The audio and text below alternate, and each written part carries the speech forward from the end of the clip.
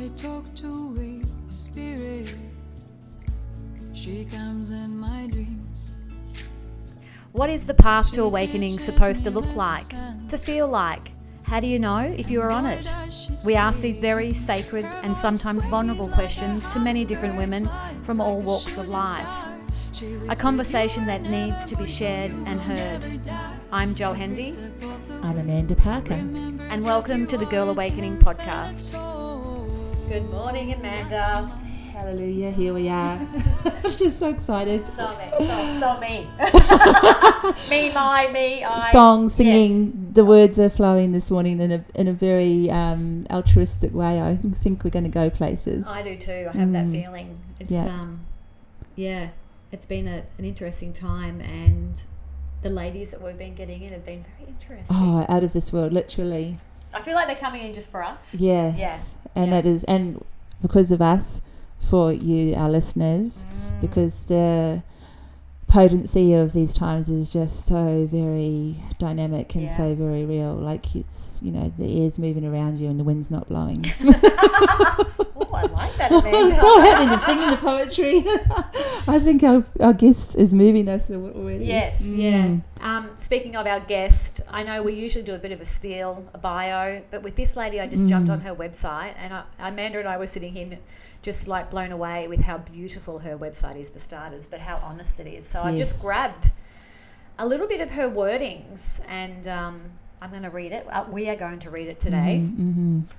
So while this lady was on the journey of her awakening, this is what her mind told her: that it was easier to stay where she was, that she would come up against deeply personal and family patterning and behaviours that simply wouldn't budge. We know that well. Yeah. That her family and friends, clients and colleagues would think she was totally nuts with no fucking idea what she was talking about. It actually didn't say you added that word in. that word. It was in there, but it was like half. It was Half intimated. in there. That she would drown. That death was a distinct possibility. Wow. Mm-hmm. Yeah, there's a lot of. Yeah. Finally, her soul said, "You're here, let's go." All she knew was she had to stop playing small. Stop assuming that everyone outside of her was right. Stop splashing around in the shallows and jump into the deep end of her life and business. To strip away what wasn't mine, hers, to begin with, and really live the life she envisioned for herself. All I could do was not to cry because it's just so powerful, and it just dives really deeply into the essence. It's so resonating. It could be me reading that about myself. It could be you reading it about yourself. I think we are. That's why we shared. Yeah, absolutely. And why we're welcoming this beautiful lady who's driven to get here today. Helen Butler, thank you for coming in and being with us. Thank you for having me. It's beautiful to be here in your gorgeous space. Yes, we love our space. It's got a lot of magical energy with all the women that we've had come in and share their journey. It's added to the space, and everybody that comes in says, "Wow, this feels so nice," and it really does. Yeah. Well, thank you. Thank you, beautiful. Oh, we can't wait to see. We've been connecting a little bit just before we push record, and the rivers just feel like it wants to run because there's, everything's just coming up. It's all that Scorpio energy already coming through. Yeah. Oh, we're excited about that. Yeah. And we're going to go there, but obviously that Scorpio energy we've talked a little bit around, and you felt with our discussions in previous podcasts around astrology that it was very relevant, and obviously relevant to understanding yourself. But if you don't know a lot about Scorpio, listeners, it's about going deep, and it is about death, and it is about esoteric energies, and it is about the mud the lotus grows in, and transcendence through that. So we're going to ask you straight away, Helen, how did your awakening begin? And I think there's going to be a few S's as in awakenings. Totally, yes. I'm on the other side of 50 now, so there's definitely been more than one in that process. And when I was thinking about that question prior to arriving here today, and I have been thinking about it for a couple of weeks now, It was really challenging to pinpoint the first. The reason being, I was born this way. Yeah. And I think when you're born this way, meaning you're connected to two worlds, you're open to spirituality, you can see, sense, feel, hear, acknowledge all of those energies around you from a very early age. The way I grew up, that wasn't okay. Yeah. And so that vibration really had to have a lid put on it. So that's actually really hard when you're, born this beautiful being and you can connect with all of these other energies around you, but your family of origin is not okay with that. And so my father did have an inkling towards spirituality, meaning we grew up in the country, and one thing that my dad always used to talk about was the Min Min light. Do you know about the Min Min light? This is I had heard of that. Is it Indigenous? Yes. And we're not of Indigenous heritage at all. Yes. But my dad used to do a lot of driving around during the evening for his work. And he would see the Min Min light, and that would always guide him home safely. Oh. So I always knew that was part of his soul, and he used to also do water divining. Oh, gosh. And his mum, my grandma, used to do water divining as well. Wow. And so I kind of knew that they were okay because we grew up in the country, and I don't know, for some reason those two things seem to be, they're fine, we can cope with those. But anything else that might have been, I can see a certain energy, or I can feel or sense a certain energy, or I just know this energy's there, that wasn't okay. But the fascinating thing, because I work as a space clearer, so I heal homes and land now. Wow. Yes. And I was born an identical twin, and my twin sister was an epileptic. Okay. And she was quite sick during our teenage years. And we shared a bedroom right up until we left home, which, don't recommend that for anyone who's got twins. Let them have separate bedrooms if that's okay. And I would sense and know when she was going to have a fit. So I would wake up during the evenings, and within 5 minutes she would have a turn, and I would, call out to mum, and, we'd do the usual what we needed to do. And that seemed to be okay, because it was like, they've got this twin connection. Yes. There was a reasoning. There's a reasoning for it. Yet, as I grew up, moved through my 20s and into my 30s, I realised, look, maybe that honed that skill, being in that bedroom with my sister. Oh, yeah. But fast forward, and I think this is a fascinating connection, but fast forward to my early 30s, so I'd been teaching. I was a primary school teacher for 10 years, and I was at a swimming pool with my class, with my teaching colleagues, because we taught in pairs, and we had 50 children or something, and we'd have a half an hour time slot at a swimming pool, take the kids, they'd swim, and then we'd go back, and then the next class would rotate in. And the children are in the pool, and I'm sitting with my teaching partner. And I turn and I look at the swimming instructor, because the children are split into three, like beginners, intermediate and advanced swimmers. And the lady in front of me who was taking the class, she was looking at us, the teaching instructor. And I turned to my colleague, my teaching partner, and I said, something's not quite right with that lady. I took my shoes off. Oh, wow. I turned and I could see her falling into the water. So I jumped straight in. I'm a swimmer, and I knew what was going down, because I sensed the shift of the change of the energy in the space, right? I didn't know, and to be honest, nobody else in the pool, meaning the people who ran the swimming pool or no other teachers before or after me, had any knowledge around epilepsy. Right. But this lady was having an epileptic fit. And so Spirit put me there in that half an hour. I'm getting a little goosebumpy sharing this with you. Spirit put me there within that half an hour, because they knew I'd be able to sense the energy, but also have that practical knowledge. And that to me is a really important part of my journey. It's like, how can I connect with spirit but make it practical? I know that's probably an extreme kind of example, but I dived into the swimming pool and I held this beautiful lady until she'd finished fitting. And by this stage, one of the owners or people who managed the pool jumped in and said, "What's going on?" And I said, "This is what's happening." Yeah. But nobody knew. Yeah. So even though as a child, all of that wisdom that I'd come through with really wasn't considered okay.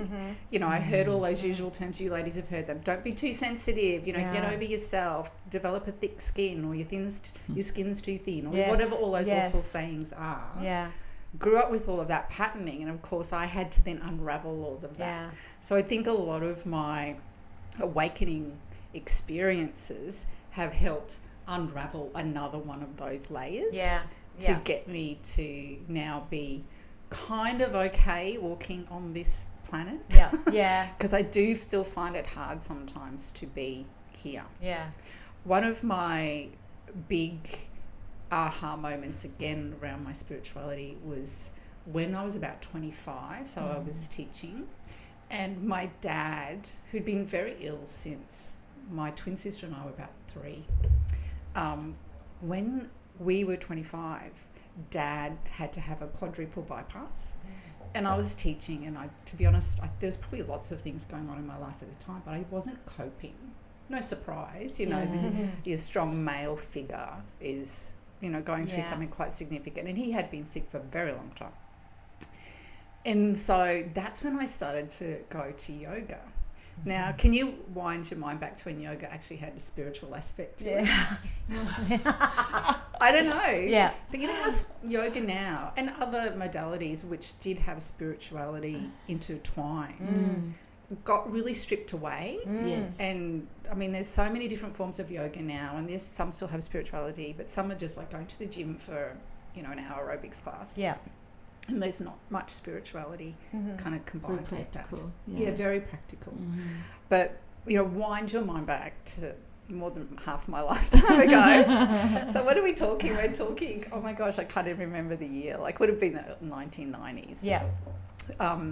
And I started to take myself off to yoga classes in the town I was living in. It wasn't in Brisbane.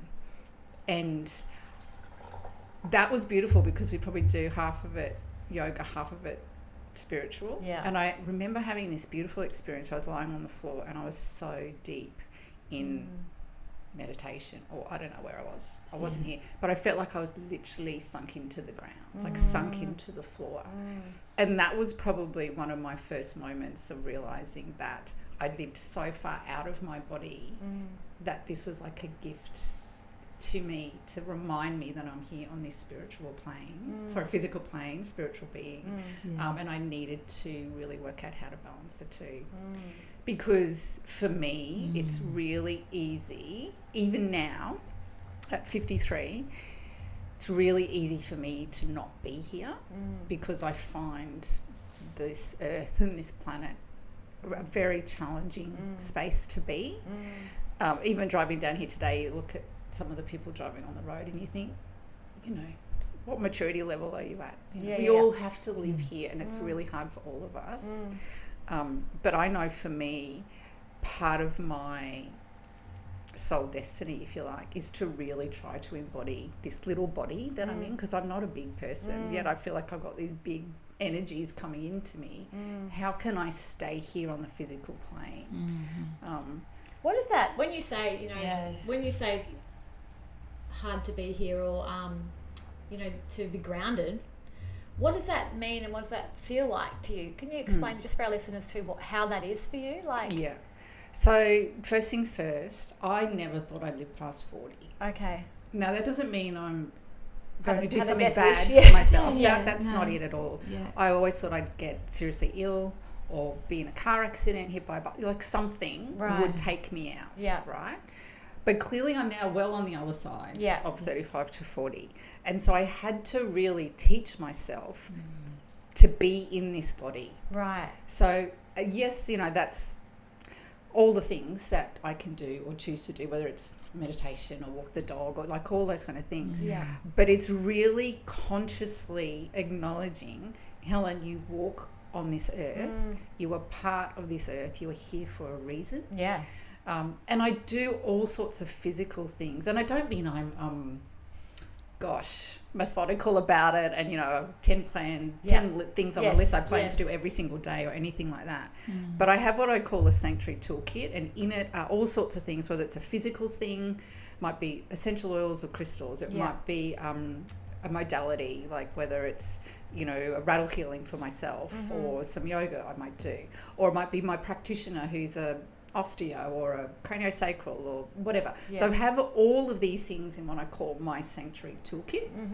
And on any given day, I say to myself, what do I need today to be in this body? So this morning, it was dry brushing my body. Yep. So I could literally go, right, I'm here. Knowing I have to do that drive, and we all know how fabulous that drive from Brisbane to the Gold Coast is. But then also every day I take magnesium and vitamin C in a drink. Yeah. So that magnesium helps keep my system operating, given I've got such high vibrational energies coming into me, because it's very easy to kind of get into that, shaky, I don't know what that kind of is. It's hypoglycemic kind of, space of, where you like physically you describe it around your blood sugars and things like that, but almost like an anxious or anxiety feeling. Well, it's like you when you don't eat, and then you get to a point where you're lightheaded, hallucinating and things like that. But it's more than that. It's more than that. And I think you can push yourself when you work in a spiritual space. You can push yourself too much, and therefore you then live mostly out of your body. So it's like, how do I get myself back? So I think something like magnesium and vitamin C, I've been doing that for years, right? But then there's all sorts of other things. I might put rosemary essential oil on my feet.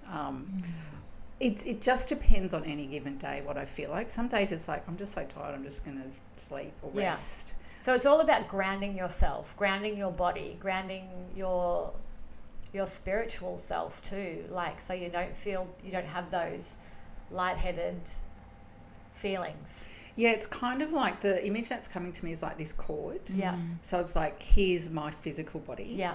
And then here's a cord with my spiritual essence. Yes. And how do I keep that cord?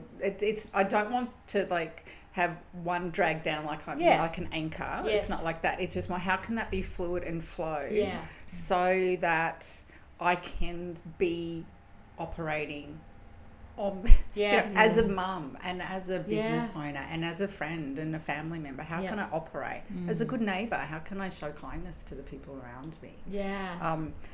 It's not how can I separate those two, it's how can they work together and in conjunction. It's more than how can I ground myself by, for example, going out in nature or doing, yes, I do all of that stuff, but there's a different cognitive process, I think, for me, where I just go, I am these two things. As you said in that beautiful intro, at one stage Helen was all in her head, because that's what everyone told us she should do, tick all those boxes. We've all done that, mum, marriage, house, etc.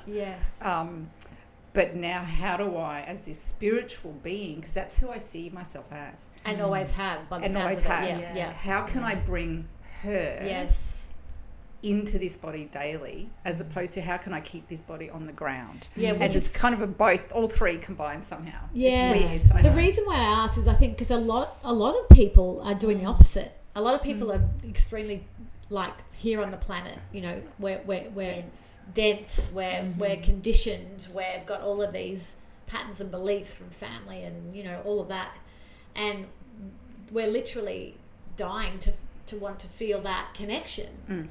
And so then we have to start unlayering all that stuff, where for me it feels like you came in already wide open, knowing who you were, source, and then all these conditions started coming onto you, but it was like an opposite fight kind of thing. It was, and yet I'm really glad that you mentioned that, because there was a period of time, and I'm trying to remember how old I was.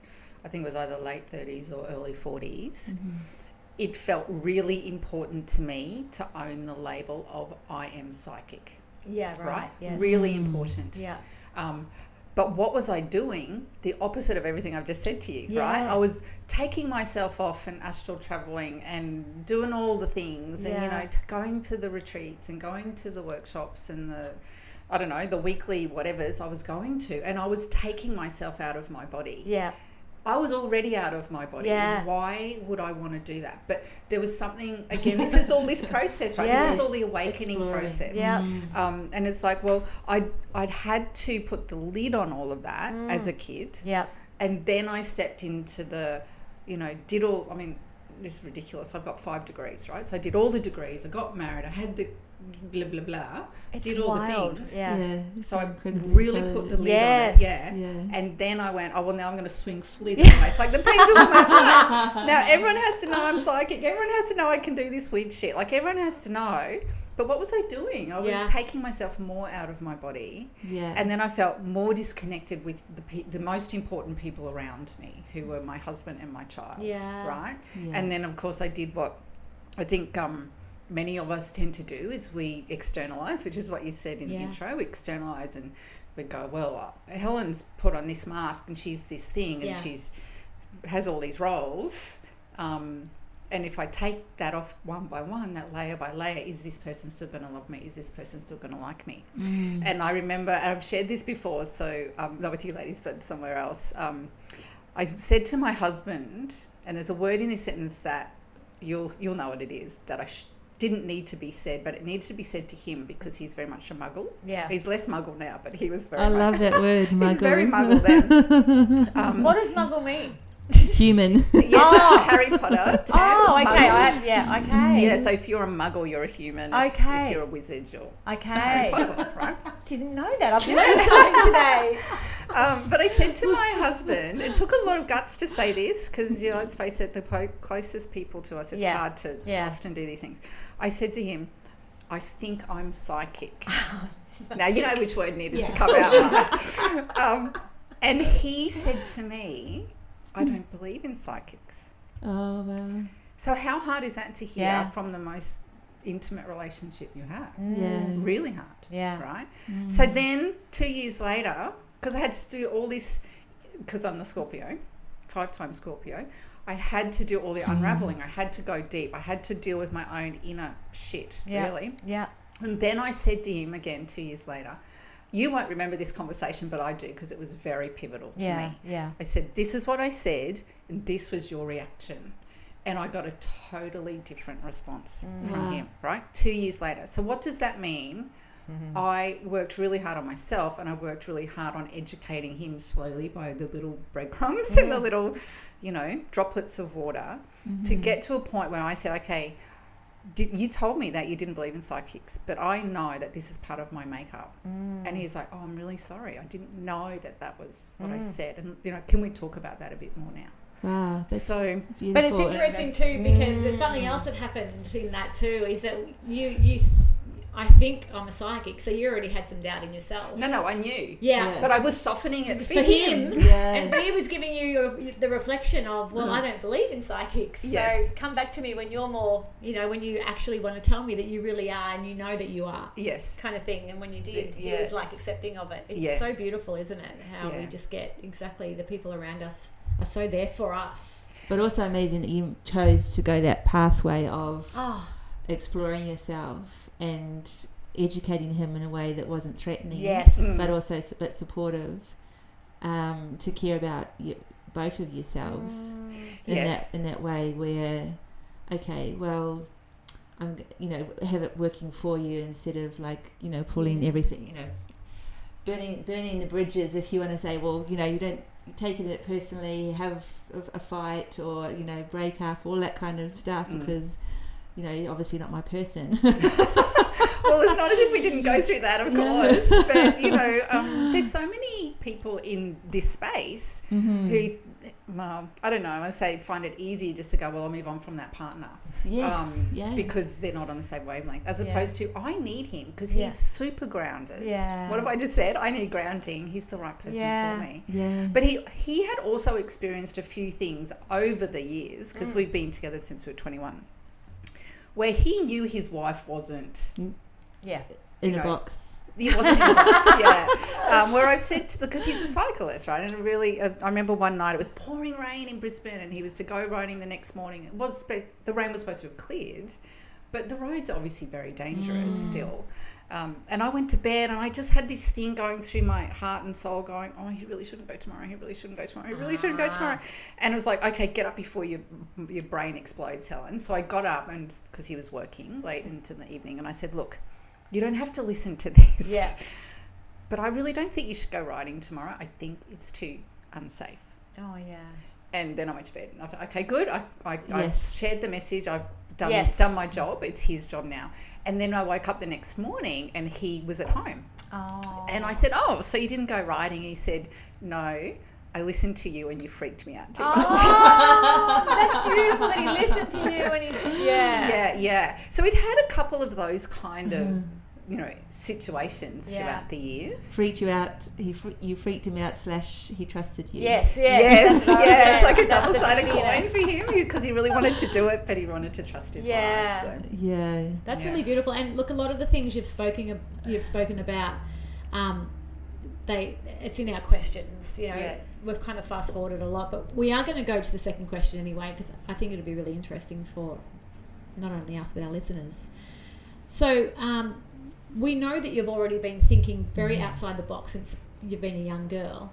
But when did you first notice a shift in your thoughts about the world around you that was not exactly how you thought it was? Was there a moment where you were like started questioning things? There were 3 moments in about 2 years which were really close, which kind of leads into, the NDE kind of stuff as well. So we're okay talking about women's issues. Oh, absolutely. Yeah, okay, yes. Okay, great. So when I was about 30, 31, I started had a lot of abdominal pain. And that went on for 2 years, and doctors were hopeless and couldn't diagnose or chose not to diagnose, women in their pain. Yeah. Particularly abdominal pain. They kind of just, Panadol. Panadol, go home. And one stage I was doubled over. I couldn't stand up. And a doctor at a hospital said to me, what did you have for dinner last night? And I said, I had curry. And he says, I don't eat curry anymore. Oh my God. And I'd eaten curry my whole life. But it wasn't that, right? Yeah. You knew. I knew it wasn't that. And I just kept trying to search for answers. But so my husband and I at this stage, we found ourselves in Melbourne. We lived there for a couple of years. And then we were moving back to Brisbane. And in that time, we decided to go on that beautiful Europe holiday that everybody goes on. Well, hopefully everyone gets a chance to go on a big holiday of some sort. And so we were over there for 2 months. And one morning, and I remember it distinctly, we were in Paris and I found myself on the floor in the bathroom with such abdominal pain. So this was towards the end of that 2 years. Yeah. I'm like going, I can't do this anymore. There's something, like, what? Really wrong. I don't know. So then when we came home, we were moving back to Brisbane, and I went to a female medical centre who specialised in women's gynae kind of stuff. Yeah. And that lady sent me off because doctors previously had done external ultrasoundy stuff, but she sent me off for internal stuff. Don't recommend that, but anyway, that's another story. Yes, our share of those things. Like that, Yes. And they found fibroids. Yes. So within the time of them finding the fibroids and me going in for surgery was 2 weeks. Wow. And my GP on the other side said to me that the specialist was really worried about me because within that 2 weeks I'd lost a lot of weight and I obviously looked very unhealthy in his eyes since when he first met me. So I went in, and the fibroids were so large, they have to... Look, I'm no doctor, so I'm just sharing my experience. So, Well, it's your body. It's my body, so they were so large, I had to cut through like you would a cesarean to remove the fibroids as opposed to vaginally. Yeah. And so, I don't know, one was the size of a grapefruit, one was the size of an orange or something like that. Wow. So they'd been pushing inwards on my bowel and everything, Right. plus all of these issues with my gut and my period and all of that kind of stuff, right? Yeah. So I went in and I had that surgery. So this is kind of the first of the 3 things that happened. Went in and had that surgery, and you know how then after surgery they take you out and there's the post-op thing, and you're too out of it. You don't really know what's going on anyway. But on the other side of that, when I came out of the anaesthetic and was semi-conscious. One of the nurses said to me, "Oh my gosh, we thought we were going to lose you last night. You gave us a real scare." So She said that while you were awake. yeah, to me. Firstly, but my belly is as sore as what you can possibly imagine, right? So I'm like, okay, I'm not quite sure how to process that. Yeah.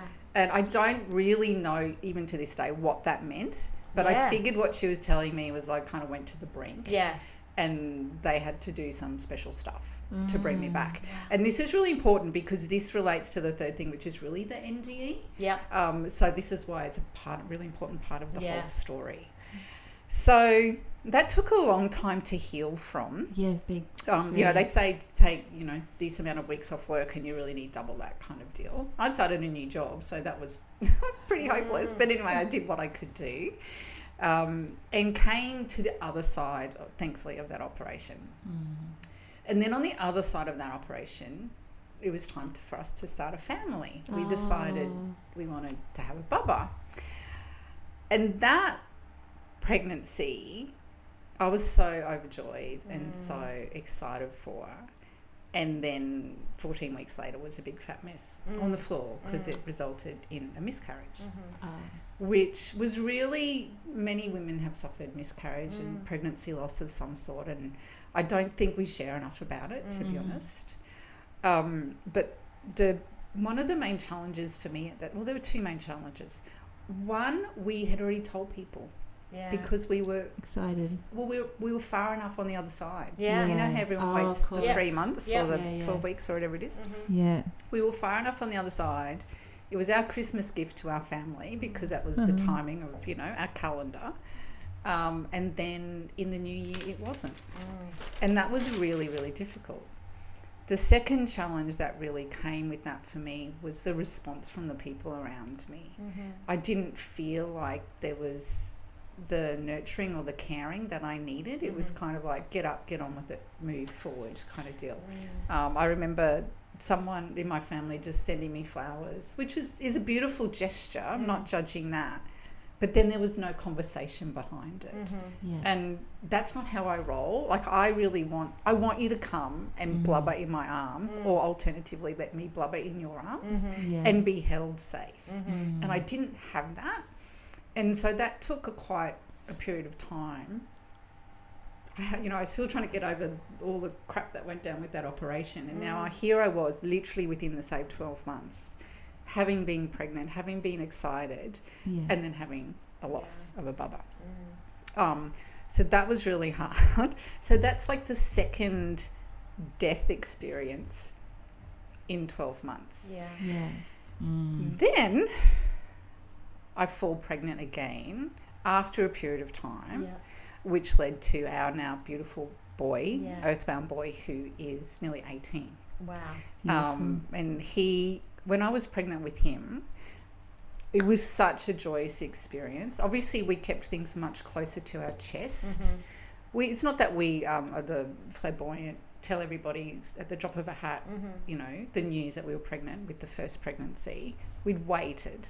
But with this one, we were really much more careful. Even things like not going places where alcohol might have been served in case someone guessed that Helen was pregnant, that kind of thing. Yes, we just kept it really contained, very protective. Yeah. And I suppose that's a really good analogy for how I am with him now, because it's not that I'm a helicopter mum or, that kind of, but I'm really protective, and we have this beautiful safe space in our home where anything can be said, and we all just love each other unconditionally. It's really beautiful. Took us a long time to get there, but, because teenager is not always easy. We're all independent beings. Yes.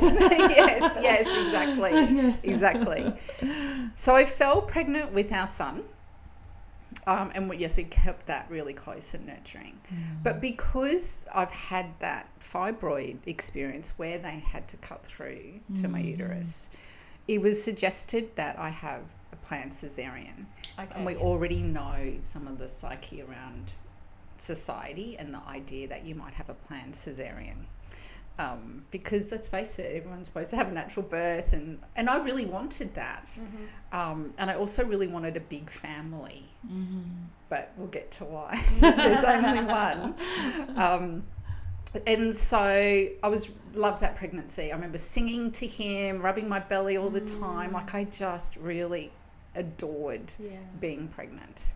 And all the cool clothes that go with it, of course. I just loved that as well. That was fun. Not the big Princess Diana, free things. The fun, the fun, clothes. And so then we had a planned cesarean, which was a week or so before his due date. Everything went fine with the pregnancy, not a worry whatsoever, except the fact that I'm really small and he was really big, and he didn't drop. So other than that, the last 2 weeks of his pregnancy was me lying on the sofa with the aircon or floating in the swimming pool to get the weight. God, that's so good, isn't it? It's so good. So we had a 9 a.m. cesarean scheduled, and we had to arrive at 7 a.m. Isn't it funny, the things that you remember? Yeah. Right? So we arrived at 7 a.m. and they did the things, you get undressed, you put the gown on, you wait in the room, blah, blah, blah. Then you get on the thing and they wheel you into the operating theatre. And so hubby and I are at one end, they put the sheet up and all the business is happening down the other end. And I remember distinctly it was my left arm, the anaesthetic, had been put into, well, they'd obviously done my epidural. Yeah. That's very hard. Yeah, God, any woman, any being, any person's had an epidural, full respect, because it's not a pleasant experience. It's not a pleasant experience. Yeah. But they'd also put, the anaesthetist had put a line in my left arm to obviously monitor, I don't know what, or give me fluids, I don't know what they do. But anyway, there was a line in my left arm. This is important, this bit. Yes. That's why I'm saying left. And so then our son was born at 9:11 a.m. And taken over to the weight, and they do all of that beautiful stuff, and he's 9 pounds 7. Wow. Thanks for coming in this little body. big healthy boy, right? In less than 2 minutes, it might have been 1 minute, I don't know, the doctor looks up over the sheet and says to me, We've got a situation here. We might have to do a hysterectomy. Oh, gosh. We've got to call down the oncology team. Oh, oncology. Oh. Yeah, that's like relation to freeze frame, isn't it? Wow. Yeah. So my son and hubby had been brought over, and I remember just going, oh my God, as you do, my baby, that's really beautiful. And then the doctor said this. Yeah. And then they took the baby and my hubby out.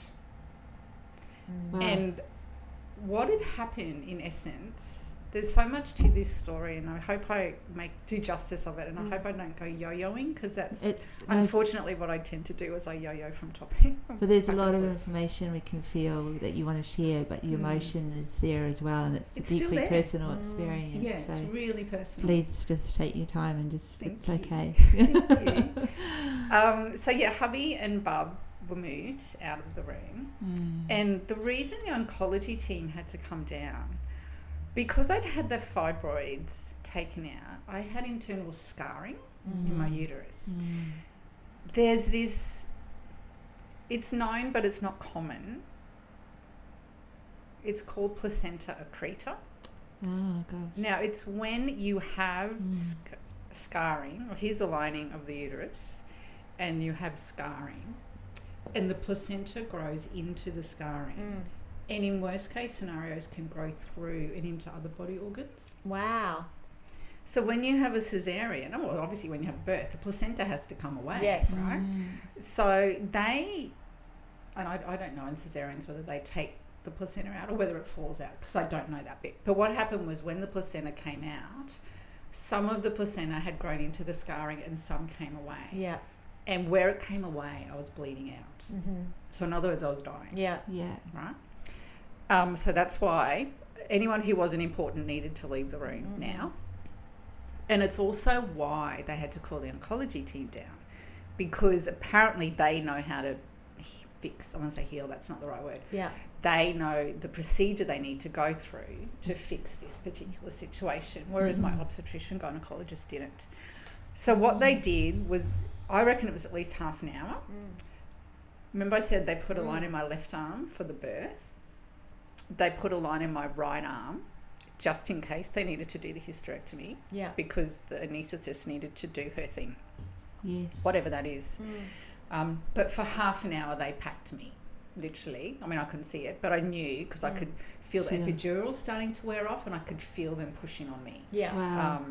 And so, you know, I'm picturing medical pads soaked with blood, just, you know, literally being held there to keep me alive. Wow. In the meantime, hubby and bub Yeah. are outside. And so in that first half an hour before the oncology comes down, the obstetrician gynecologist goes out and speaks to hubby and says, this is what's gone on. You know, the placenta's come away. It's called placenta accreta. She's bleeding out. We've called the oncology team down. So that's all she was able to tell him at the time. So he then is like going like, what the fuck's going on? Yeah. Right? Yeah. I'm supposed to be here with my wife and my baby, and I'm here with one and not the other. And so then the oncology team comes down. There's more than one person, that's all I can tell you. Obviously a doctor and perhaps a few specialists, like nurses or somebody who supports that person. I don't even know that person's name. I wish I did, because I'd probably get on my knees and pray to them and thank them for their service to my body. It's amazing how there's always one person that just has that extra level of Knows what to do. yeah. Yeah. It makes the difference. Yeah. Well, so this person came in and wove their magic on my uterus, which meant I didn't need a hysterectomy. Wow. Wow. But before that, so obviously that person came in, ascertained the situation, spoke to my other specialist, and went out to speak to hubby. Because obviously he's like, right, we need to really give him the full picture, because the obstetrician gynecologist hadn't been able to, or wasn't able to at the time. So the oncologist goes out and speaks to hubby and says, okay, this is what's happened. The placenta's come away. She's bled out. Worst case scenario, and I'm just telling you this because it's the truth, and I want you to be fully, you know, cognizant of what could happen here. We've seen people die in this situation. And so interestingly, and I have a recording on my phone, and my husband and I found ourselves away a couple of years ago, and we were talking about this. I said, I want to press record so I can keep this. Yeah. Wow. And what he said on it was, here I am literally holding the baby, literally, going, this is the most joyous day of my life, but it's also the most terrifying, because I could lose my life. That wasn't planned at 7 a.m. when we rocked up at the hospital. And so the oncologist came in, did their thing, and an hour and a half later, I found myself totally depleted of blood in our private room at the Wesley Hospital, thank goodness for that, with my husband and my newborn baby. Wow. And I remember looking at hubby, and I think we both were just a bit in shock, surprise. No surprise there. But I remember turning to him, because the other element of this is, we at that time knew we couldn't have any more children. I never knew I'd be a parent of one. I'm a parent of two, because I've got obviously one in spirit who's with me all the time.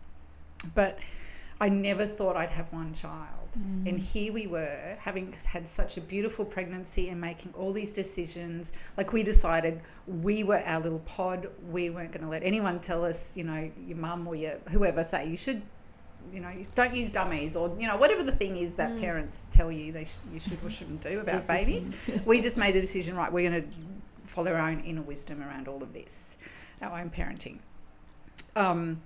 And so here we are in this hospital room, looking at each other like, What the hell? what the hell just happened? But I do remember, and clearly I was out out of my mind, but at the same time trying to diffuse things a little bit, I said, maybe we should just sell the house and buy a unit at South Bank. In the middle of this that was happening. But it wasn't a literal decision. Yeah. It was more well, we're never going to have a big family, so why do we need a big house? I was, that's Being that practical. very practical, which is ridiculous for the situation and all what's going on. It's funny how we kind of move into what's next, isn't it? And when you've been in that life and death situation, it's like being practical as a way of moving into staying here. Being next step in life. I also say I've got a Virgo moon. I say it's my saving grace with all the rest of the water in my astrology chart. Wow. Yeah. So it was the challenge, and of course on the other side of that, and excuse what I'm about to say, but the head fuckery that goes with it. Because any mum with a bubba gets this question. When are you going to have a new one? When are you going to have another one? Any mother gets it. And it was really hard for me to... some of the grocery store, the checkout chick saying, oh, what a beautiful bubba. He's like, too, are you having another one? He's like going, I don't need you to add to my anxiety and stress around this already, because I've got to do a lot of healing for myself. So that was really hard. It's an awakening in itself, isn't it? Just that whole trauma... having to go through that and then realising that, maybe this might be the first and the last time that you'll be able to have that experience. Yes. And I think that very long story is answering the question that you asked me before, which was there a pivotal moment in your awakening? Yeah. Because it was from all of those three things. And, there's obviously a lot encompassed in all of those in such a short period of time. But when our son was about 2, I then started to realise all of that patterning and stuff from childhood around sensitivity, around you're not good enough, all of that stuff was like an initiation for me. Yeah. And as soon as I realised love that as I parented him, I reparented myself, boom. That's when so much started to happen in my spiritual connection. It's so perfect just with you rolling into that, because our next question is, what things have happened around you or for you or to you when you were coming through this awakening, coming through this opening. What things were. Mums that have been on and have experienced, can speak for myself too, like in that parenting journey, your inner child. It's an awakening in front itself. and centre, and the reparenting opportunity is just huge. If we want to embrace that, it's so huge. And the good thing for me was that I'd been a primary teacher for 10 years, and some of the stuff that we've been through with our son at school has been around this concept of highly sensitive children, because I started to really own the fact that I was a highly sensitive person, yet I hate the word sensitive, and so I changed it to highly aware person. Yes. Because to me that felt more proactive and positive, because I've had all of that conditioning as well around that word sensitive as a child. And so having that recognition or awareness around the fact that as I parented him, I reparented myself, totally changed the dynamics of how I saw myself. Because I thought, if I'm going to say this out loud to this little child, as you said before, it's like that reflection back to me, right? And so as I brought him up, I healed me. It was like a daily kind of give and take, which was really beautiful. That is beautiful. And the amount of times, I don't know if you know the author, Dr. Elaine Aron. She's written these books called Highly Sensitive Person, and I think the other one is Highly Sensitive Child. Okay. I think. Beautiful. But coming from that teaching background and acknowledging this is who I am and this is the child I have in front of me as well, and I'm going to advocate like any mama bear, like you would not believe, for this child. And some of the things that he had to go through at school, I could then fall back on research, but I could also fall back on my knowledge as a teacher, because it wasn't as if it was a flash in a pan. Like, I'd done it 10 years right, with primary. And so I could go to the schools and I could say, in the back of the book, your language. Yeah, but here's also a page in the back of the book that says, if you're teaching highly sensitive children, these are the things that you should be aware of. And I remember having a teacher say to me when our son was in year 2, so he was like, 7? I've never taught a child like yours before. And is that good or bad? No, in a bad way. Yeah, that's in what a I'm bad saying. way. Like, it's obviously a judgment. Yeah. And I said to her, we'll get used to it, because There's more coming. I said there's like 20% of the kids in your class are this. Yeah. You're just not aware of it, and you haven't got someone like me who is a teacher, who is connected to both worlds, who understands highly sensitive kids, showing it to you. Yeah. I'm the one showing it to you, so please Sees learn opportunity this. to Seize it. Ask me questions if you want, because that didn't happen. Yeah. But that's another story. But That's beautiful what you've done, because you're changing not only, you're having understanding of your child and what he needs, and you're shifting and changing your views around it, but also sharing that with others as well, which kind of leads us to the next question, was what have you decided to change, if anything, in your life, besides parenting and even teaching? What else have you had to change in your life? probably about a gazillion things. Yeah. But let me try and... Firstly, I dress how I choose. And I know that might sound like a very silly answer to your question, but when there's so much conditioning around, particularly someone my age, wearing our silvers, I call my my grey hair my inner sparkle. Yes. I let my inner Love sparkle it. out. Yeah. And just dressing how I feel. And if I want to do this crazy colour combo with crazy jewellery or whatever, that's what I would do. Well, that's your right? energetic vibration, isn't it? It's beautiful. It is, Yeah. thank you. Yeah. Yeah, I love it. Yeah. But at the same time, one of the really important factors for me, as I've already said, trying to stay on this planet is continually a challenge for me. I really try and be the opposite to what I see mostly happening out in the world, meaning I try and show up with kindness and compassion and connection, and I'm the one who'll hold the door open for you if you've got a trolley full of stuff and you can't open the door, you know, if you're at the grocery store, or I don't know, I just try and show up from that place of heart, knowing full well that it won't be received or accepted by everybody, but even if it touches one person on any given day, then that's okay with me, because if I go back to our son's birthing experience, I didn't ask those people to help me, but they did, and that person who literally saved my life is a stranger to me, but has had such an impact on who I am today. And the fact that I am still here walking around, literally. So if I can show up and have a similar impact on someone else, I really moved, like it was really important to me that people saw Helen was being nice to them, Helen was doing this for them. I've really moved on from that. Yeah. And I'm just like, I will just show up.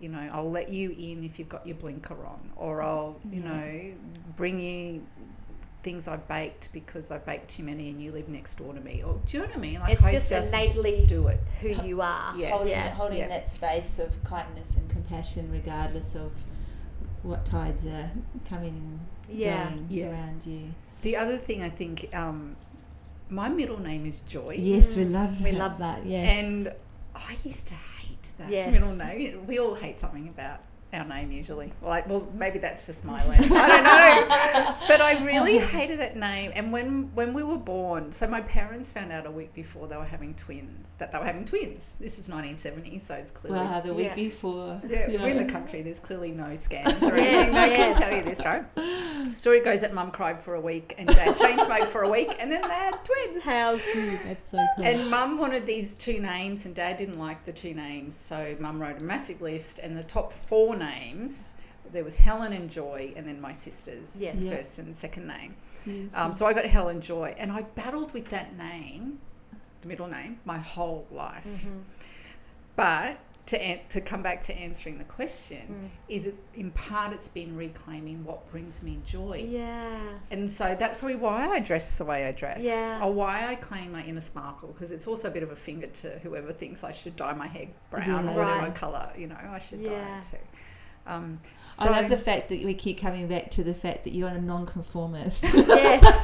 Yes. A non-conformist. Thread through. Yeah, but a non-conformist who has really tried to conform. Yeah. And I still do. Like, I still, pay my taxes, and I still drive on the right side of the road, and I still follow the basic rules of society. Yeah. But part of me really wants to live in that cave on the mountain and never see anybody else ever again. Yeah. When I you think we all have parts of that. well, earlier on when you were describing around the grounding, how the different ways that you practice being in your body, literally I was envisaging you as the guru who goes, like Bodhisattva, that goes and sits under the tree or on top of the mountain and is meditating for 40 days and out of his body, out of their body. So I believe that life. I think it's you. I've definitely lived that life, like, another lifetime ago. But, Well, luckily enough, that's now pretty much the norm. For a lot of people, I think it's okay to, if you need to withdraw for a few days, or it's okay if you need to isolate for a few days, or if you need to go and meditate for a few, it's totally okay. People understand, and if they don't, then you're hanging with the wrong people. Totally. Yeah. But I can actually do that for days. Yeah. And I don't mean days, I mean, I think I could do that for, 20 years. Yeah. And just have to go out and get some food or buy the essentials. Yeah. And just really feel really nurtured by the people who I bring into my life. I think that's another thing. I know everyone talks about, through their awakening, all these people fell away and blah, blah, blah. And that, I think, is a very normal part of life as well. But for me, one of the big learnings, coming back to that bit when I said, it was really important for me to own that I was a psychic. I was part of a particular community, and I've moved on from that, shifted from that community to other community. But I'm very selective now, and I don't mean in a controlling way. I just mean in a these people value me and my energy and what I can bring, and I value them. Yeah. So let's hang together. Yeah. Not, I think you're a guru, so I'm going to now hang out with you and sit at your feet. Or you think something special about me, so you hang. There's none of that. Yeah. Now it's very much an equal opportunity existence that I live. Yeah. And even in our household with hubby and son and all the transitions we've gone through, and hubby shifting from muggle to part non-muggle, I don't know what to call it. Things are much easier now because there is that give and take and that equality in relationships. And even if someone is a family member and it feels disingenuous, it's not that I'm rude to them, because I will try and show up still with, joy and all of that other beautiful vibration. Yeah. But I would choose not to put my energy there, which can be really hard with family members because they want your energy, whether it's on important days like birthdays or Christmas, or whether they just want you because you're our sister, or you're our daughter, or you're our whatever. Yeah. And it's like, actually, no, I get to choose how that is. Yeah. And I know one stage, I think this is coming to me now, I feel like I need to share it. At one stage when I was going through a really hard time, we often come up with mantras for ourselves, don't we? And I'll close my eyes as I'll try and remember it, because I still remember it to this day. I'd wake up in the morning, first thing, and I'd sit up in bed and I'd put my hands in prayer position, and I would say, may everything I do today come from a place of love, compassion and joy for myself and the highest good. Please guide me. Please show me the path I'm here to walk in this lifetime to do the work that I'm here to do. What a beautiful mantra. I made it up. Yeah. I still remember it because it was just on repeat. So powerful, yeah. Because I was just going through such a tough time. Now I wake up and I say, good morning, thank you. Yeah. Yeah. So, and that is two things so very resonant of where we've moved from that space where we, it needed to be quite a big connection to what we were needing to access as help for what we were getting through, to the very much the simplicity and dynamicness of where we are at. But do you mind sharing what the tough time was about, or just a little insight around? Was a tough time why that mantra was your saviour or your grounding? Was that about finding it difficult about being you, or being in your daily roles? Yeah. What I think was happening, because I'm just trying to wind my brain back to when that actually was, that was when I had shifted away from one supportive spiritual community and was here on my own. And I felt really isolated and really lonely and really disconnected, because I felt like I'd done something wrong. Like I felt like I'd been, picture, I don't know, back in the forever ago, and we all lived in little villages, and somebody got disowned and got sent away. That's how I felt. And so I felt like I was wandering in the darkness. I also knew I was struggling with my relationship with my husband, because it was that, am I psychic? Am I not? What does this look like? I'm disowned from this community. I feel alone. I haven't got anyone to talk to. I've just felt really lost. And so by saying the first part of that mantra about love, compassion and joy, I wanted to show up with that for myself, first and foremost, because I felt like I'd been slammed. I'd been dragged through the coals, that, you know, the universe was just knocking me for six. And I felt pretty hopeless. Dark night of the soul kind of space. Very much. Yeah.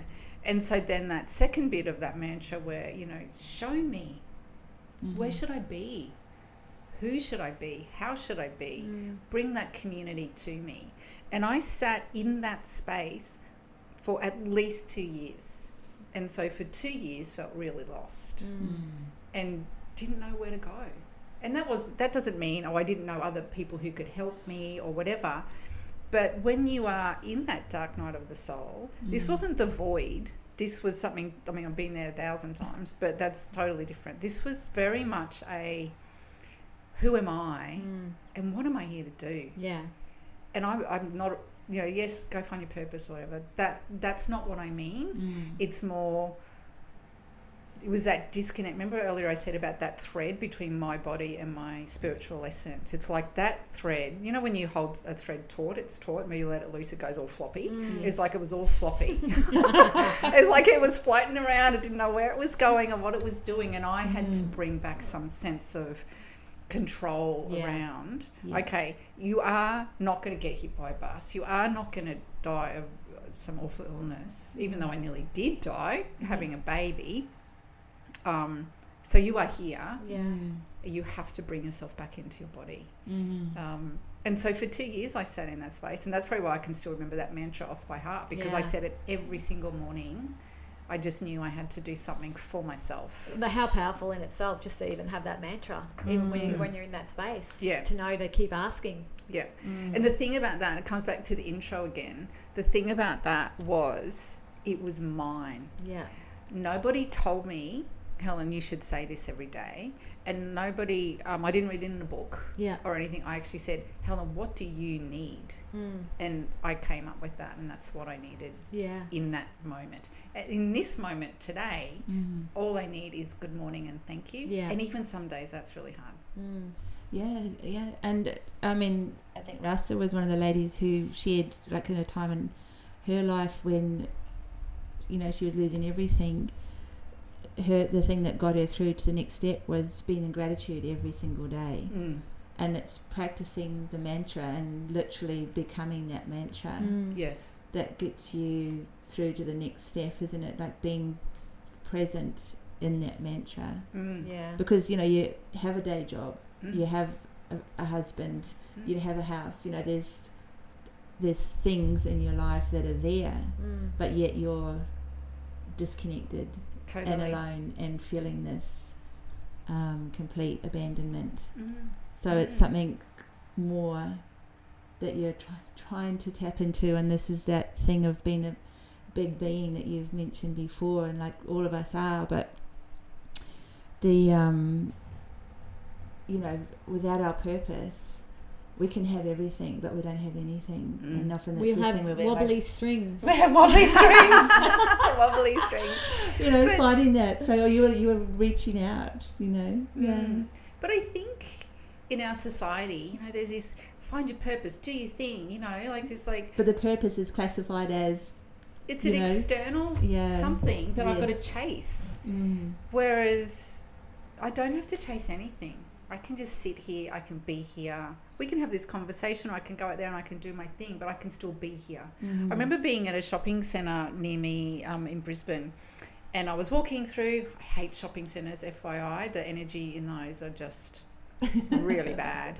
And I was at one end of the shopping centre, but my energy was right at the other end. This is probably the wobbly string period of my life.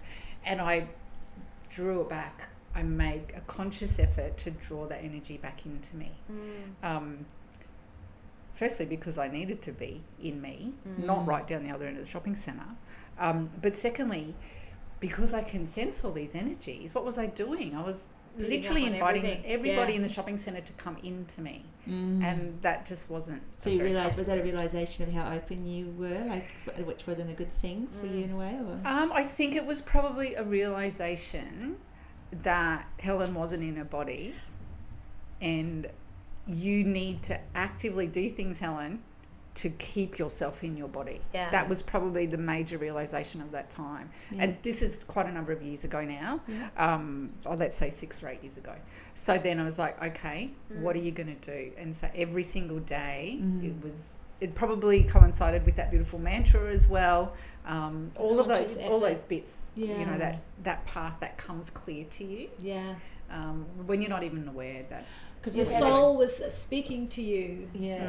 Hence back to the very start where I read out that thing about how beautiful your soul said, finally. Let's dance. It's like, let's dance. Yeah, it's like, phew, she finally woke up. Yeah. Because a few people have mentioned about, I just had a deja vu when you said the shopping centre, because a few people have said around seeing themselves at the other end of the, and they've got to walk past all these shops and there's all the people and their energy field is overwhelmed. Yeah, so what if you then actively said, I'm going to bring you back into me? Because it's something like an accordion. Yeah. You know, like when you stretch it right out, it's like, well, that makes a lovely sound, but when it comes in, it makes also a beautiful sound. So what if you brought all of you back into your body instead of all these disparate parts that are floating around wherever?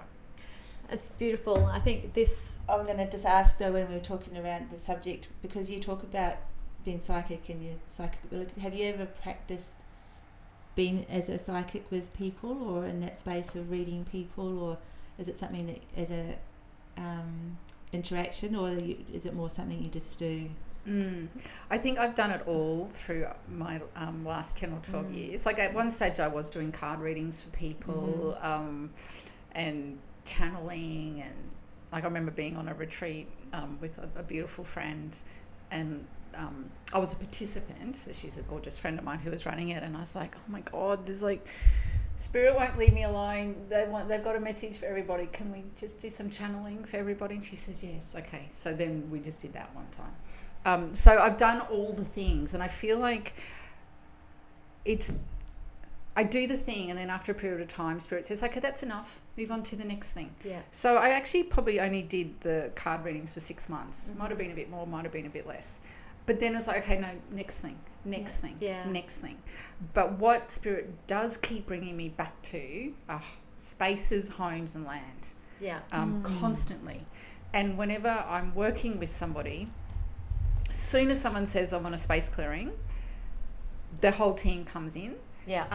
And I've even had, because in all of this process as well, probably from when my son was 2 onwards and I really started to open up my channel, all of my clair abilities went off the charts. So I could always feel and sense things, but the other clair abilities really came off the charts. So if I'm working with somebody, I might be going to bed at night and I'll smell cigarette smoke.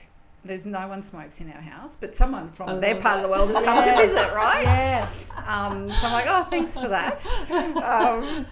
I'm not on duty now. Come back tomorrow. It's crazy. Huh? So it is kind of crazy. Yeah. But now I walk into spaces and I can read people, but I don't actively choose to. So this is the difference for me, right? someone might say to me, oh, Helen, my sister needs a healing. Can you do one on her? Actually, I'll give you another example. This is different. Beautiful client of mine's from Sydney. She and her husband have moved to LA within the last month or so. He's gone over there for a 3-month contract. And they've got little ones, like who are, I don't know, 3 and 6 or something like that. And she sends me this text message. Oh my gosh, we're flying out tomorrow. We've got this Airbnb and help, it's really bad.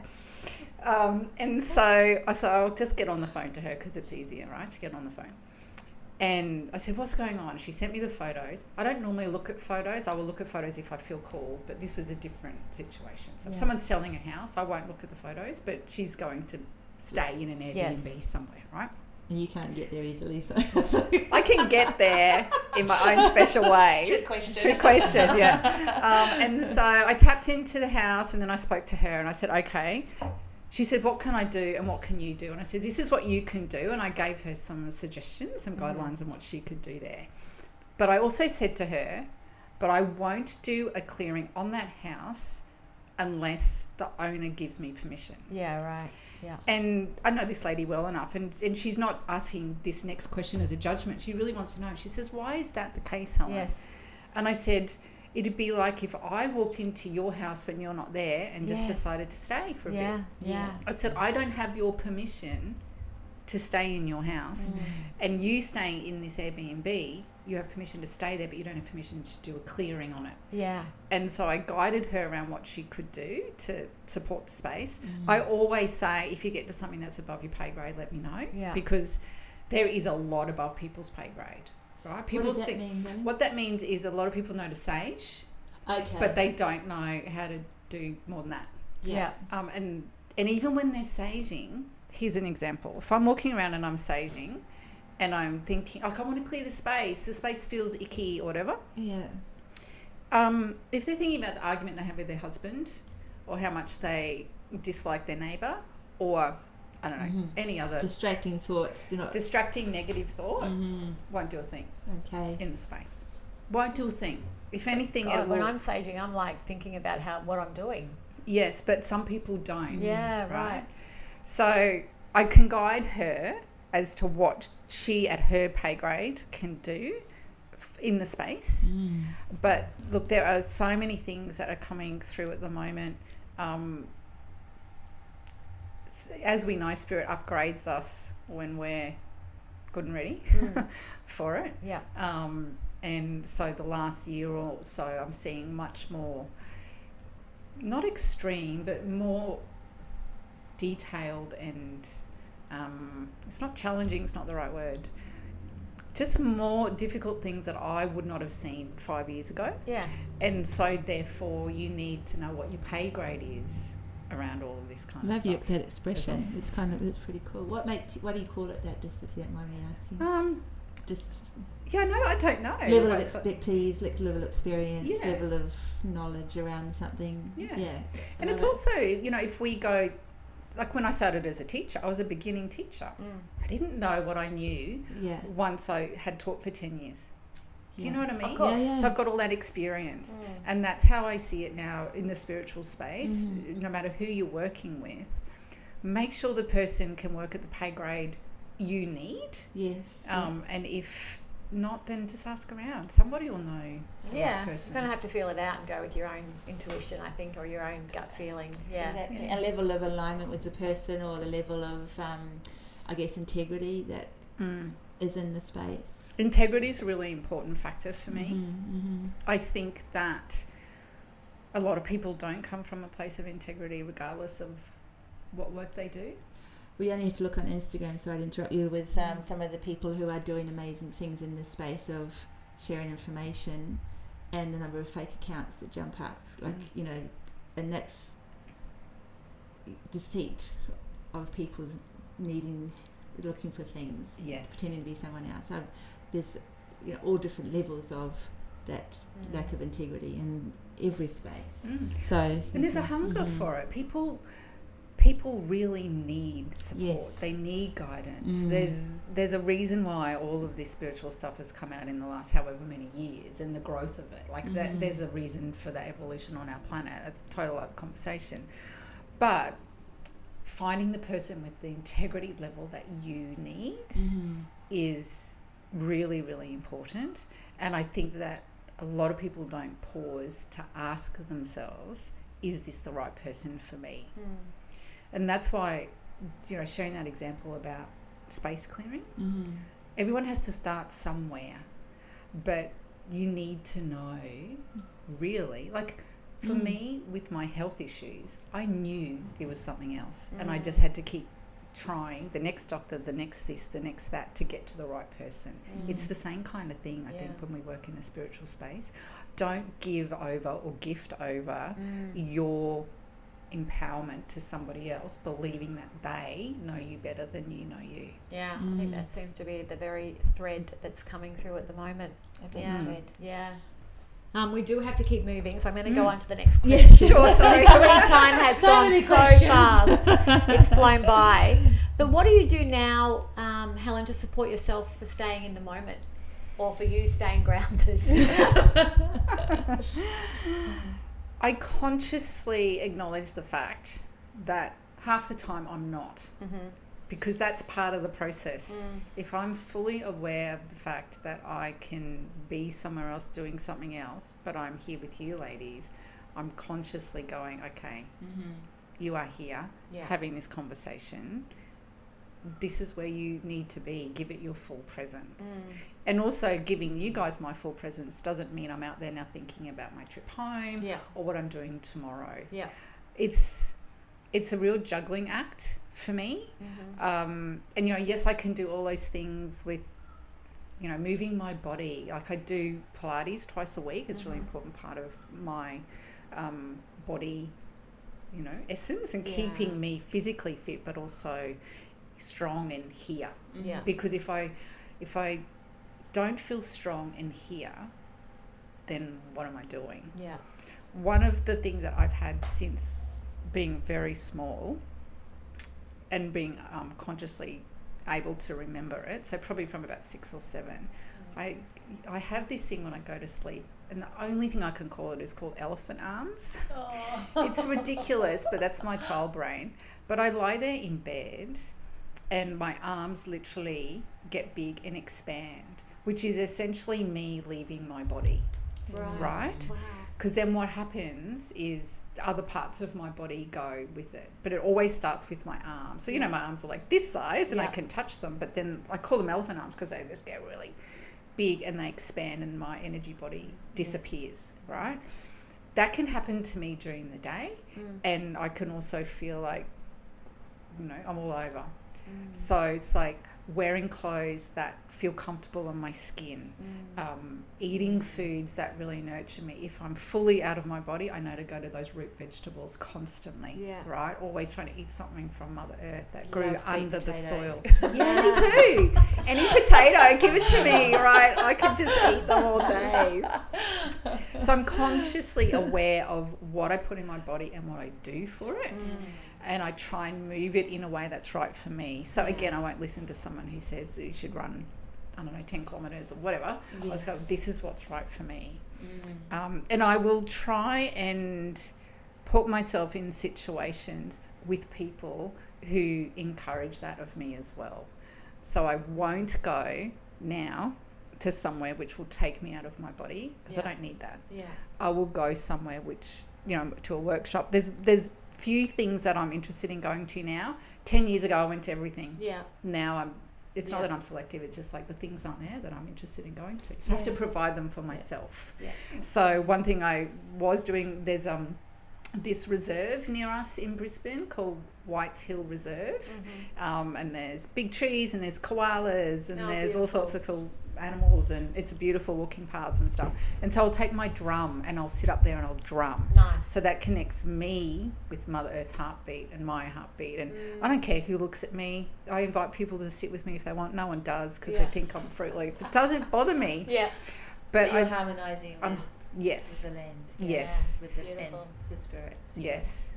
So once I shifted from that, it's important I'm a psychic, get me out of my body, to hold on a second, Helen, really, what are you doing?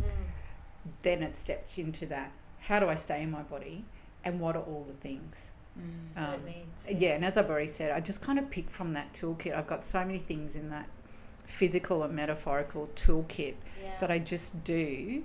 I'm very non-conformist, irregular in my routine. Yeah, unreal. I don't know if that's even a real Love thing. it. But so, you know, Same as organised chaos. I love it. Totally, even though I can't stand organised chaos. But you know, someone says you're supposed to journal. And so then you journal and you think journaling's not for me, but someone told me I should do it, so I should do it. Yeah. Right, No, Yeah. don't even bother doing it. I don't do that anymore. I shredded all my journals, actually. That was such a relieving, lightning kind of thing. I just shredded them all. So it's really, what can I nourish my body with? Yeah. How can I move my body in a way that's right for me? Yeah. I don't push myself to extremes. Yeah. I volunteer. That to me is a really important part of it. That's a new thing to my toolkit. Yeah. Where I do this volunteering and I just get to hang out people or animals? with people. But the animal thing has been coming to me for ages. There's a koala rehab space not far from me as well, and I've thought of maybe going there, because in our area there's signs up about koalas and they're often hit and injured. Yes. And so I mean, we have a cat and a dog, and I'm their magnet, which is really lovely because they certainly keep me grounded. The cat sleeps between my feet every night. Not very easy. Yeah, it's really sweet, but it's a pain in the neck at the same time. But yeah, I'd love to do some volunteering with some animals somewhere down the track, but at the moment it's with people in a physical space, and you never know who's going to come in, and that's the beauty of it. There's people from all walks of life, and I get the opportunity to expand my horizons because I am very much that in the cave chick. Yeah. Because what you were saying before around the whole doing the psychic card readings for 6 months, and it feels like soul is kind of leading you through experiences to reconnect with them and let them go again, but at the same time add a level of fresh knowingness around the experience. Yes, definitely. It's kind of like, you've done that, tick, there's your report card, move on to the next thing. You just keep going. Then that's the good beauty of being able to now go, how do I feel and what do I want? Because when spirit drops all those things in, then I can go, that's where I need to go. It's very much that co-collaboration, which, can be overused, that word. But if you are fully connected with your spirit team, you know where to go. Yeah. You still might make a right turn instead of a left and totally stuff up. Or you might make that mistake, but something else amazing came in. Yeah. Well, last year I had in September, October, November, December, all things happened. Something with our son, something with family member, something with family member, something with business, and it was like slam, slam, slam, slam, slam. And I was like, okay, you can stop now. You can stop. But it took me a while to get the lesson and the learning from it. Yeah. But sometimes we have to go through those Absolutely. to get to the other side and know that, all of that stuff was death stuff. It wasn't death of people or anything in that regard, but it was death of a way of being in each of those instances. With relationships? With relationships, but with myself and with my business. Yeah. And so, some of that is the dust is still settling, but the learnings from that have been immense. And that's that spirit just upgrading you, even though, again, I don't like that word, spirit shifting me to where I need to be in a moment. Upgrading your pay level, yes. Your pay grade. I think so. They've upgraded my pay grade a lot in the last 12 months. So coming back to the death thing then, because we're coming up to our last question of bringing it into the holistic sphere. With the near-death experience with the birth of your son, because loss of blood, and so it also keeps coming to me about the anaesthetic experience for you being so sensitive, again, it's out of body experience, and loss of blood is a similar thing where you are dying and you're out of body and there's all sorts of chemical things happening in your body. Or do you think that again upsize your pay grade, like the NDE basically, do you have any cognitive experiences around when you were there and you could feel them pressing on you? Did you just sort of like close out, or were you aware of being out of your body, or in a space where you didn't care what happened? All of the above. Mm-hmm. Yeah, that's a really interesting question, because on a practical Helen in her head in that moment, all I wanted to do was be alive to hold my baby. Like literally, like they could have taken my uterus out. They didn't. You know, it was touch and go for a few days, lots of blood transfusions and all the rest of it. Too long a stay in hospital, you felt like you were in a cage. Yeah. But all I wanted to do, because I loved being pregnant, I said that, I loved it. And I really wanted to hold that baby. So on a practical level, that was your calling. that was calling me back into my body. Yeah. But I can tell you I wasn't there. Whether it was fear, whether it was fright, whether it was trauma, and whether it was spirit taking me somewhere, all I can tell you was I was in my body, but I wasn't in my body. And particularly once I had both arms out with a line in both arms, and I do feel like with the doctors and the epidural wearing off and me starting to feel that and having to say, you know, it's hurting, and they needed to up the drugs or whatever. Yeah. That was spirit, I think, inviting me. Do you want there, meaning off the planet, or do you want here? Like, we're going to give you the choice. And given I'd already had a few kind of touch points, you know, with the previous pregnancy, which was a miscarriage, and then the fibroid operation, I feel like they really gave me a couple of touch points already. Yeah. And this was an invitation to go, you get to choose. We don't care either way. And I chose to be here, yet it's been really hard. Like, I still find it really hard to drive around and be out there in the world and go, why are you abusing that person? Why are you being so mean to that person? Like, I feel like that situation was when I had that real shift around empathy. I was always empathic. That's different.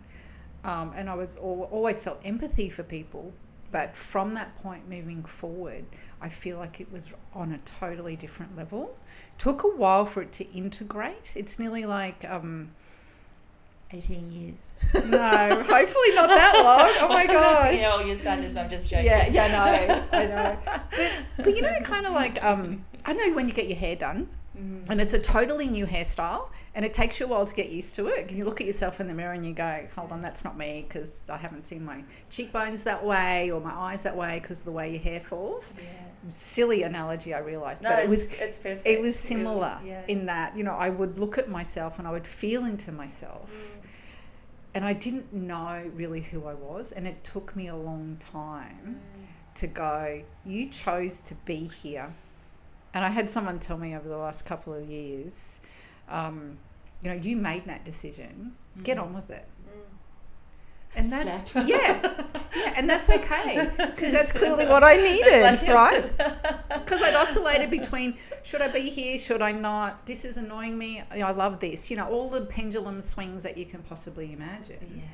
Yeah. And then I eventually, today, sitting here, I can still say to you it's really hard, but my choice is to be here, and my choice is to show up in a way that, for me, brings love, empathy, connection, compassion to me as equally as it does to other people.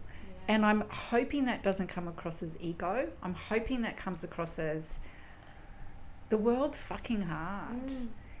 And, you know, if I cry right this moment, then that's also okay. Because we don't give people permission to show their emotions in a way they need to. The best sentence that was taught to me by beautiful Kendall, who you have already spoken with on your podcast, is, what do you need right now? Because you might be falling apart. There was a lady yesterday I came across, and she had a family incident happen, boom, and she, you know, everything's going fine, and then boom, it's not, right? And so I had a conversation with her just to understand what was going on. And then I said, what do you need right now? Because it's so easy for me to go, well, you need a cup of tea and you need to get in the car and you need to make the phone call. Or what? Do you know what I mean? Like, it's so... The action plan. Yeah, it's so easy to go into tick and flick, do these things and you'll be fine mode. Yeah. No, what do you actually need right now? And so if I can come back to what does Helen need right now, guarantee other people need that as well. Yeah.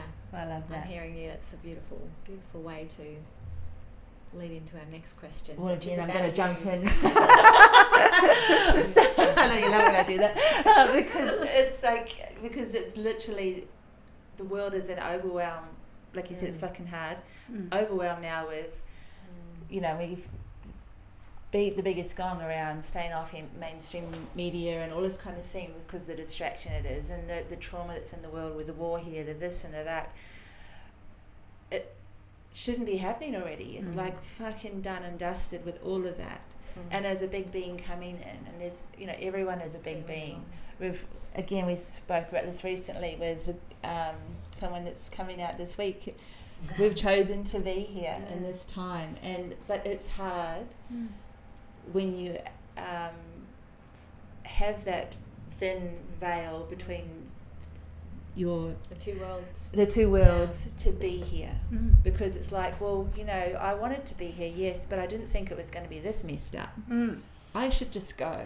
Yeah, totally. No, stay. I should just go. No, stay. The struggle. So it's like, for having the courage to continue on this journey that you've chosen to be here for, isn't easy to keep upholding, but obviously there's levels of transition and there's levels of upgrading through what you have to offer and how you're offering to others. So thank you for doing that. You're welcome. Yeah. You're welcome. Yeah, so now we're going to ask the last question. My favourite question of all, just for your view, to hear your viewpoint, of course, is how do you see the world now through Helen's eyes?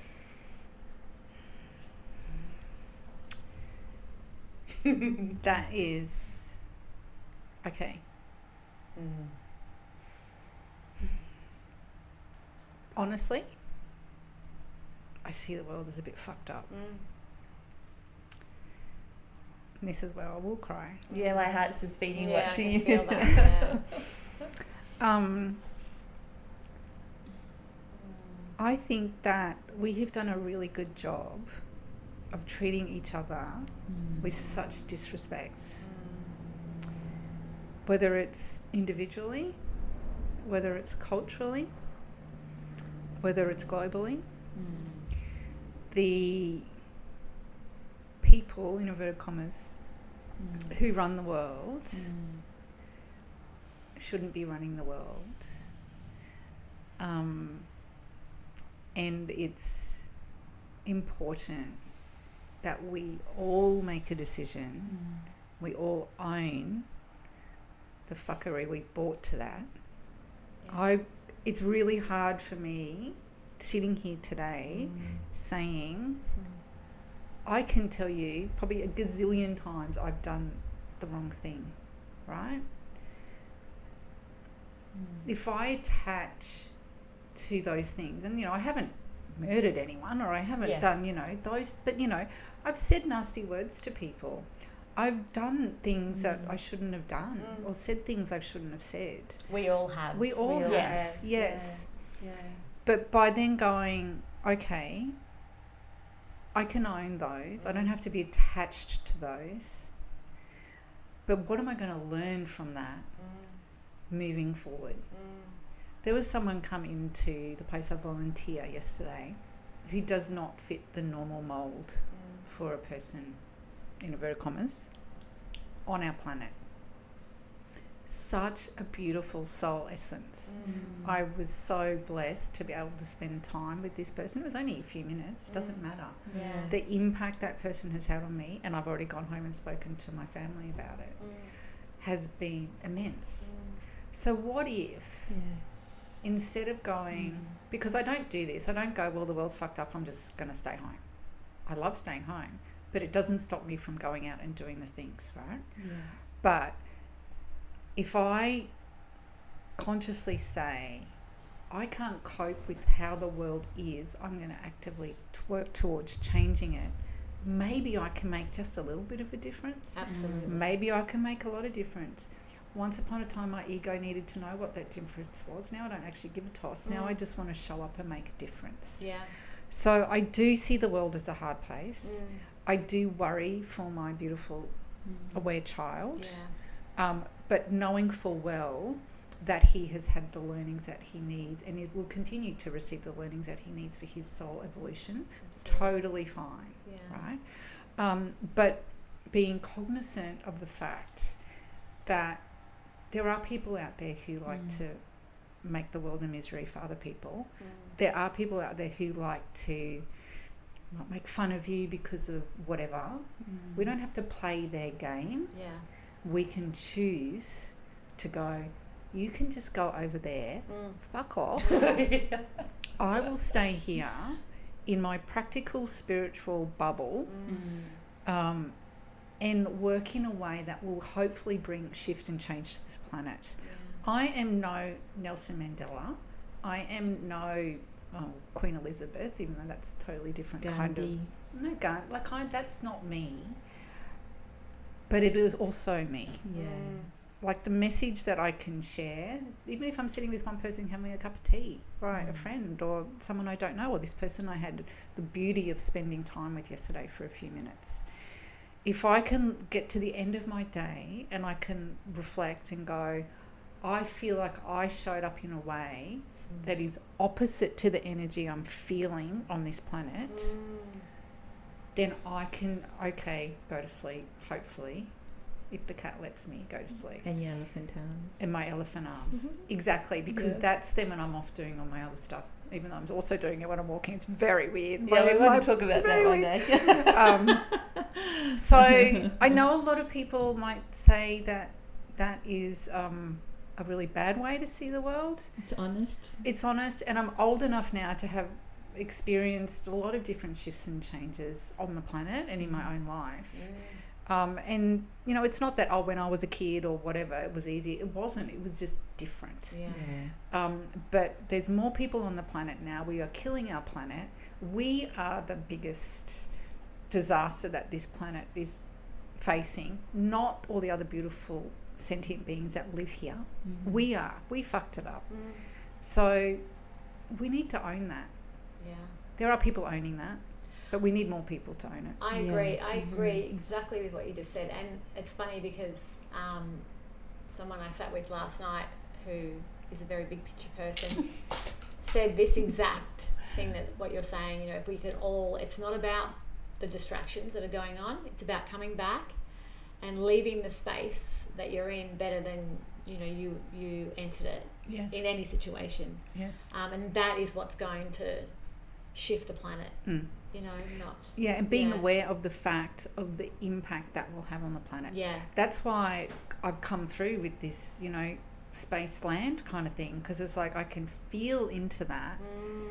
And if I'm not a blithering idiot when I'm doing the work I'm doing, then I'm doing something wrong, right? Because the earth is in pain. We are all in pain.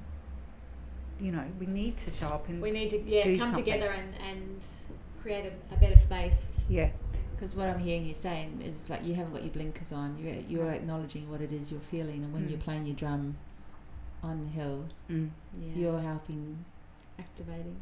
You're working to help the earth as much as you are with volunteering, with as much as you are holding space in any situation you are in as you move around your day and your night.